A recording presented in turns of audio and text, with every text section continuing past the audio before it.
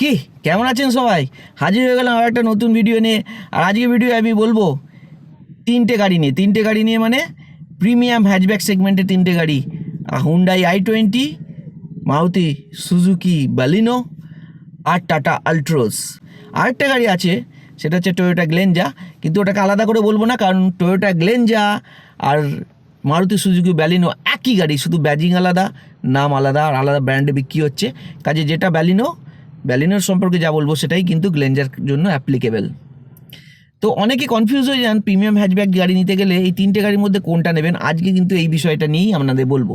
দেখুন, সবার আগে তিনটে গাড়ি যেগুলো পজিটিভ আছে বলে দিই, নেগেটিভ নিয়ে আজকে আমি বলবো না, কিন্তু পজিটিভগুলো বলবো। কারণ নেগেটিভ নিয়ে এই কারণে বলবো না, সব গাড়ির নেগেটিভ তো থাকে, আর নেগেটিভ গিনতি করতে শুরু করলে আপনি কিন্তু কোনো গাড়ি কিনতে পারবেন না। সব গাড়িরই আছে, এমন কোনো গাড়ি নেই যেটা পারফেক্ট। আপনার প্রয়োজন অনুযায়ী, আপনার যা যা দরকার সেই অনুযায়ী কোনো গাড়ি পারফেক্ট কিনা আপনি বুঝতে পারবেন, আর সেটাই জেনে নেওয়া দরকার। যে কারণে আমি পজিটিভগুলো বলবো, যাতে আপনাদের অ্যাসেস করতে সুবিধা হয়। যদি নেগেটিভ নিয়ে কোনো আলোচনা চান, কোনো ভিডিও চান, সেটা পরবর্তী কোনো একটা ভিডিওতে অবশ্যই আমি করার চেষ্টা করব। কমেন্টে জানাবেন, তাহলে আমি ভিডিও বানাবো। তো সবার আগে চলে আসি, যেটা সবথেকে বেশি বিক্রি হয় সেটা হচ্ছে মারুতি সুজুকি ব্যালিনোর ব্যাপারে। দেখুন, ব্যালিনোর যে প্লাস পয়েন্টগুলো আছে এক এক করে বলে নিই। ব্যালিনোতে কিন্তু যদি তিনটে গাড়ির মধ্যে সবথেকে স্পেসিয়াস গাড়ি আপনি চান, তাহলে কিন্তু ব্যালিনোর কেবিন স্পেস কিন্তু সবথেকে বেশি।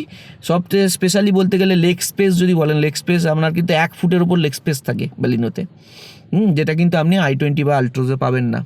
রিয়ার সিটের লেগ স্পেস, এইটা একটা ব্যাপার। এরপর যেটা ব্যালিনো সেকেন্ড, যেটা সবথেকে বড় পয়েন্ট, সেটা হচ্ছে ব্যালিনোর মাইলেজ। এই তিনটে গাড়ির মধ্যে কিন্তু সবথেকে ভালো মাইলেজ আপনি কিন্তু পাবেন ব্যালিনোয়। স্পেশালি যদি সিটিতে চালান, সিটিতে কিন্তু ব্যালিনোর যথেষ্ট ভালো মাইলেজ পাবেন, যেটা কিন্তু আপনাকে কখনো i20 বা আল্ট্রোজ দেবে না। হাইওয়ে মাইলেজ কিন্তু তিনটে গাড়িরই প্রায় 19-20 তফাৎ, i20-র একটু কম। আদারওয়াইজ ব্যালিনো আর আল্ট্রোজের খুব যে ডিফারেন্স তা নয়, ব্যালিনোর স্লাইডলি একটু বেশি হয়তো হবে আল্ট্রোজের থেকে মাইলেজ। ব্যালিনোর আরেকটা সুবিধা হচ্ছে, ব্যালিনো মারুতি সুজুকির যে ট্রাস্ট বলুন বা সার্ভিস নেটওয়ার্ক আছে, তার সুবিধা পেয়ে যাবেন। এবং মারুতি সুজুকির সব পার্টস কিন্তু লোকাল জায়গায়, লোকাল শপে পাওয়া যায়। এটা একটা আপনার অ্যাডেড অ্যাডভান্টেজ হয়ে যায়। এবং এইটা কিন্তু অন্যান্য যে বাকি দুটো গাড়ি আল্ট্রোজ আর আপনি i20-র ক্ষেত্রেও পাবেন, কারণ এদেরও লোকাল মার্কেটে পার্টস পাওয়া যায়। কিন্তু সুজুকির যে একাধিক ব্র্যান্ডের আপনি পার্টস পেয়ে যাবেন এবং অনেক সস্তা দামে পেয়ে যাবেন, সেটা হয়তো আপনি হুন্ডাই বা টাটায় মিস করতে পারেন। এটা একটা বড় অ্যাডভান্টেজ। যদি আপনি তিনটে গাড়ির মধ্যে সবথেকে একটা হাই পিক আপ গাড়ি চান এবং খুব হাই পারফর্মিং গাড়ি চান, সেক্ষেত্রে কিন্তু ব্যালিনো আপনার বাকি দুটো গাড়ির থেকে এগিয়ে থাকবে। তো এই গেল ব্যালিনোর অ্যাডভান্টেজ। এবার আমি আসবো হুন্ডাই i20-র কী কী অ্যাডভান্টেজ সেই ব্যাপারে। এই তিনটে গাড়ির মধ্যে যদি সবথেকে প্রিমিয়াম গাড়ি আর যদি ইন্টেরিয়ার কোয়ালিটি সবথেকে ভালো আপনার চাই, তাহলে কিন্তু আপনি চোখ বুঝে হুন্ডাই i20-র দিকে যেতে পারেন। কারণ হুন্ডাই i20-র ভেতরে যে ইন্টেরিয়ার প্লাস্টিক মেটেরিয়াল বলুন, বা ভেতরে যে ট্রিমস আছে, ভেতরের যে সেট আপ আছে, ড্যাশবোর্ড, এভরিথিং, যে ভেতরের যে মেটেরিয়াল কোয়ালিটি, সেটা এতটাই ভালো, যেটা কিন্তু 5-10 বছর পরেও কিন্তু আপনার মনে হবে একদম নতুন আছে। সেইটা বাকি দুটো গাড়ির ক্ষেত্রে কতটা প্রযোজ্য হবে, স্পেশালি মারুতি গাড়ির ক্ষেত্রে কিন্তু গাড়ি একটু 2-3 বছর পুরনো হলে কিন্তু বিভিন্ন জায়গাতে খুটখাট করে আওয়াজ আসা শুরু হয়। সেইটা কিন্তু সেদিক থেকে আপনি কিন্তু i20 অনেক বেটার হবে। তো এছাড়াও যদি ওভারঅল বিল্ড কোয়ালিটি বলেন, পেন্ট কোয়ালিটি বলেন, সেটা কিন্তু হুন্ডাইয়ের একটু হলেও বেটার বাকি গাড়িগুলোর থেকে। যদি আপনি ফিচার্স প্রেমী হন, তাহলে কিন্তু হুন্ডাই আপনার জন্য বেস্ট গাড়ি, কারণ হুন্ডাই i20 কিন্তু ফিচার্সের কোনো কমি নেই। হ্যাঁ, অনেকে বলবেন যে আল্ট্রোজ বা ব্যালিনোতেও ফিচার্সের কোনো কমি নেই, সেটা অবশ্যই ঠিক। তবে হুন্ডাই তো ফিচার্সের জন্য নোন, আর সবথেকে বড় কথা, হুন্ডাইয়ের যে ফিচার্সগুলো যেগুলো থাকে, এগুলো কিন্তু দীর্ঘদিন ভালো থাকে, আমরা ভালোভাবে কাজ করবে, প্রপারলি কাজ করবে। কাজেই যদি ফিচার রিচ গাড়ি চান এবং বাজেটের মধ্যে গাড়ি চান, তাহলে লোয়ার ভ্যারিয়েন্টও অনেক ফিচার্স আপনি পেয়ে যাবেন হুন্ডাই i20, যেটা হয়তো আপনি অন্যান্য বাকি দুটো গাড়ির লোয়ার ভ্যারিয়েন্টও অত ফিচার্স পাবেন না। একটা ভালো বিল্ড কোয়ালিটি গাড়ি চাইলে অবশ্যই আপনি i20 দিয়ে যেতে পারেন। এখন i20 এবং হুন্ডাই বাকি সব গাড়ি 6টা এয়ারব্যাগ নিয়ে আসছে এবং বডি কোয়ালিটিও যথেষ্ট ভালো। ক্র্যাশ টেস্টে কত রেজাল্ট আসবে জানি না, পুরনো i20 তো কোনো রকমের 3 স্টার পেয়েছিল, খুব একটা ভালো না। কিন্তু বিল্ড কোয়ালিটি কিন্তু হুন্ডাই খারাপ না। যদিও বিল্ড কোয়ালিটি আর সেফটি কিন্তু এক জিনিস নয়, ভালো বিল্ড হলেই যে গাড়ি সবসময় সেফ গাড়ি মজবুত হবে তা নয়। এমনি ওভারঅল বিল্ড কোয়ালিটি কিন্তু হুন্ডাই খুব ভালো।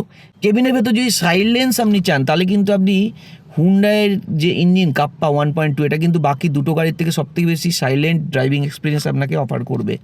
আর গাড়ির যদি ড্রাইভিং ম্যানার যদি ভালো চান, অর্থাৎ একটা ভালো ইঞ্জিনের সাথে যদি একটা ভালো ড্রাইভিং ম্যানার চান, অর্থাৎ গাড়ির যে সাসপেনশন বলুন, রাইড কোয়ালিটি বলুন, হ্যান্ডলিং বলুন, সেক্ষেত্রে কিন্তু আপনার ব্যালিনোর তুলনায় কিন্তু i20 একটু হলেও এগিয়ে থাকবে। এবার চলে আসি টাটা আল্টোজের কথা। টাটা আল্টোজ কারা নেবেন? ব্যালিনো যেমন যারা সিটি ড্রাইভ বেশি তারা যেমন ব্যালিনোর দিকে ফোকাস করতে পারেন, একই রকম যারা হাইওয়ে ড্রাইভ বেশি, যে হাইওয়েতে প্রচুর চলতে হয়, তারা কিন্তু টাটা আল্টোজ নিতে পারেন। সুপার বিল্ড কোয়ালিটি এবং 5 স্টার সেফটি নিয়ে আসে, একমাত্র গাড়ি যেটা আপনার হ্যাচব্যাকের মধ্যে 5 স্টার সেফটি নিয়ে আসে। এবং এই গাড়ির কিন্তু মজবুতি আপনি গাড়িতে বসলেই ফিল করবেন, গাড়ি চালালেও ফিল করবেন। হাইওয়ের জন্য খুব পারফেক্ট গাড়ি, হাই স্পিডের জন্য খুব পারফেক্ট গাড়ি। আল্টোজের ন্যাচারাল অ্যাসপিরেটেড পেট্রোলেই কিন্তু আপনি হাইওয়েতে কিন্তু দারুণ মাইলেজ পেতে পারেন, 24-25 মাইলেজ আপনি সিডেডলি লিমিটেড স্পিডের মধ্যে চালান পাবেন, যে কারণে কিন্তু আমি আল্টোজকে হাইওয়ের একটা খুব ভালো গাড়ি হিসাবে বলছি, এটাও একটা কারণ।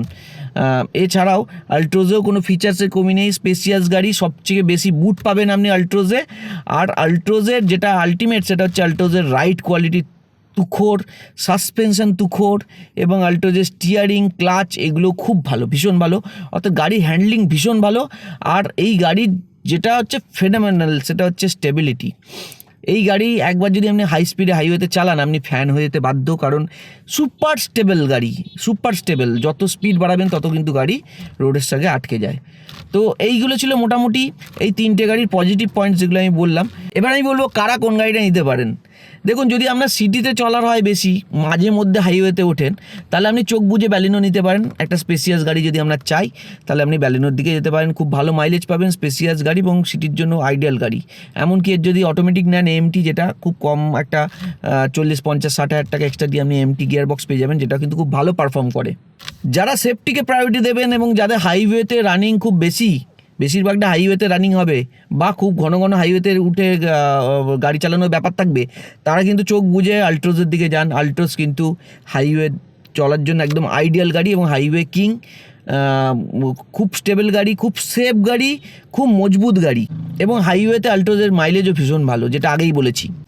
আপনি এমন একটা গাড়ি চান যে গাড়িটার ইঞ্জিনও খুব ভালো হবে, ভেতরে খুব সাইলেন্সও থাকবে, ফিচার রিচও হবে, হ্যাঁ, এবং খুব বেশ প্রিমিয়াম থাকবে, এবং গাড়ি আপনি সিটিতেও চালান, মাঝে মধ্যে হয়তো হাইওয়েতেও চালান, এরকম গাড়ি হলে, যেটার মধ্যে আপনার একটু আধটু বিল্ড কোয়ালিটিও চাই, 6টা এয়ারব্যাগও চাই, এরকম একটা গাড়ি হলে আপনি i20-র দিকে যেতে পারেন। তবে i20-র দাম একটু বেশি, এটাও একটা ফ্যাক্টর। কিন্তু এই মানে আপনি বলতে পারেন যে বালিনো আর আল্টোজের মধ্যবর্তী কোনো একটা জায়গায় আপনি i20-কে রাখতে পারেন, মানে দুটোর কোয়ালিটির মিশ্রিত একটা জায়গা আর কি। তো সেই জায়গা থেকে i20 আপনি রাখতে পারেন। তবে হ্যাঁ, এটাও একটা ফ্যাক্টর, যদি আপনি দামের দিক থেকে বলেন, দামের দিক থেকে কিন্তু সব থেকে ভ্যালু ফর মানি কিন্তু আল্ট্রোজ। কারণ আল্ট্রোজ যে দামে এখন শুরু হচ্ছে বা যে দামের থেকে যে দামে যা যা ফিচার পাওয়া যাচ্ছে সেটা খুবই ভালো। ব্যালিনিও তাই, ব্যালিনোর বেস মডেলে অনেক কিছু ফিচার্স চলে আসে, তবে ব্যালিনোর টপ মডেলটা অনেকটাই প্রাইসি, যা যা ফিচার্স বা যা ওর মধ্যে স্পেসিফিকেশানস আছে সেই হিসাবে। আর এই ক্ষেত্রে কিন্তু i20 এই তিনটে গাড়ির মধ্যে সবথেকে বেশি দামি গাড়ি, সেই অর্থে i20 টপ মডেল কিন্তু সেভাবে, মানে উপরের দিকের মডেলগুলো সেইভাবে ভ্যালু ফর মানি নয়। তো এইভাবে আপনি আপনাদের গাড়ি, এই তিনটে গাড়ির মধ্যে যদি কনফিউশন হয় আপনি এভাবে চুজ করতে পারেন। আশা করি ভিডিওটা আপনাদের ভালো লাগলো এবং আপনাদের ডিসিশন মেকিংয়ে কিছুটা সাহায্য করবে। যদি ভিডিওটা ভালো লাগে অবশ্যই লাইক করবেন, আরও কিছু জানা হলে কমেন্ট করবেন, অন্য কিছু বিষয়ের উপর ভিডিও চাইলে কমেন্টে জানান। আর চ্যানেলে নতুন হলে অবশ্যই সাবস্ক্রাইব করে যাবেন। আবার দেখা হবে সিভিক সেন্সে আগামী একটা এপিসোডে। সঙ্গে থাকবেন, ভালো থাকবেন, ধন্যবাদ।